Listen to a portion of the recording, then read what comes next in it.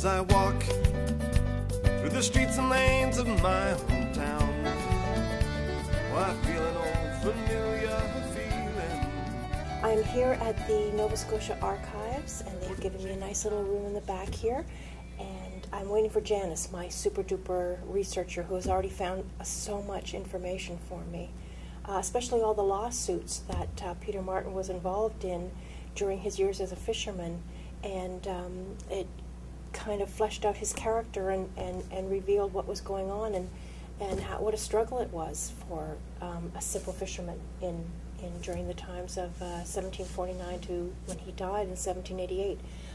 I'm really hoping to find some record of Peter Martin and his military career, which will prove that he was in the military and the reason why he was given the 1749 grant. There's a book that I've ordered on the Militia, which is how they laid out the land in Halifax in blocks according to the leaders of the militia. And Peter Martin was in Callender's division. His grant piece of land at Argyle and Blower Street, where the Opa restaurant now is in Callender's division. And I'm hoping that maybe that means that he was part of the militia that was led by Callender.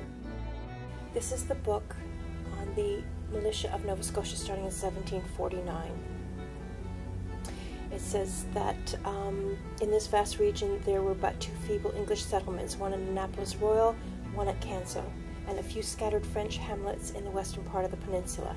Indians and French half-breeds or coureurs de bois roamed through the woods intent on massacre and plunder, and any English-speaking person who ventured out of the narrow limits of the settlements carried his life in his hands. When the new era of government recognition began in the establishment of the town of Halifax, one of the first steps was the organization of the settlers into the militia. As soon as the plan of the town had been completed, and the building lots marked out and assigned to the settlers, the paramount question of defense came up, and fortifications, necessarily of a more or less rough and tentative nature, were begun. The garrison of regular troops was woefully small, consisting only of 1 company each of Hobson's, the 29th Regiment, and Warburton's, the 45th. This little force was supplemented by a body of about 60 Indian Rangers under command of Captain Gorham, that's Captain Gorham's Rangers, recruited in the New England colonies. On Sunday, the 10th of December, 1749, after divine service, all the male settlers between 16 and 60 years of age were assembled on the parade, then a rough and unleveled field, and the militia of Nova Scotia thus practically came into existence. And it does not list anywhere in this book the names of the men who were in the divisions. I'm excited to hear about your plan.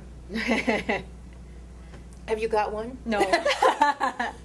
No, but I'll tell you what I have. You're the best, so you know where to go. Well, sort of. And I was talking to a friend of mine who's a historian at Parks Canada, but he's not like a military historian per se, David States. And he really thinks that it's most likely, talking about Peter Martin and that he is probably Acadian. He thinks that's a very, very good possibility. That he said that oftentimes what happened would have been some of the Acadians would have maybe gone down to Boston or somewhere and then come back up.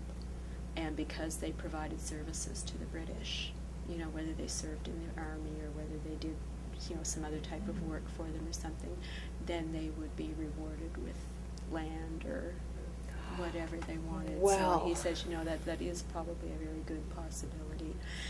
And the fact, you know, that one of his children is named Jean-Baptiste.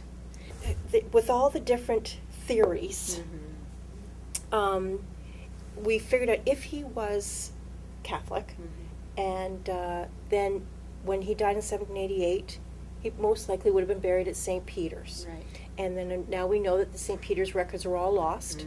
And then when St. Mary's built over St. Peter's, the poor people that couldn't be moved were paved over, so they could be under the parking lot. Yes. And Iris told me last night that they also could be under the library. Yes. She heard there's some under the library, that there's bodies under there.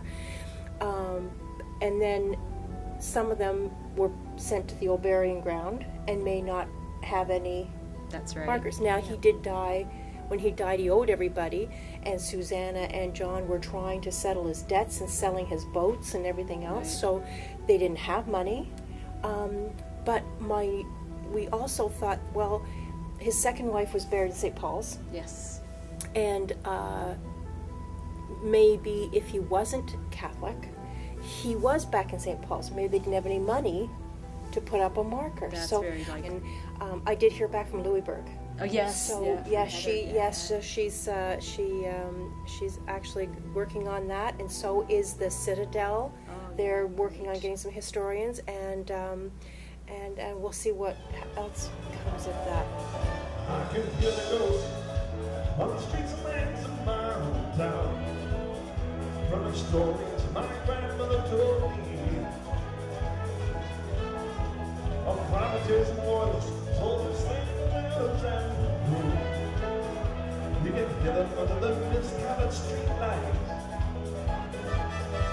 I can stand in the grassy hills and watch where the streets of Africa begin. But down here on Water Street, where the sound of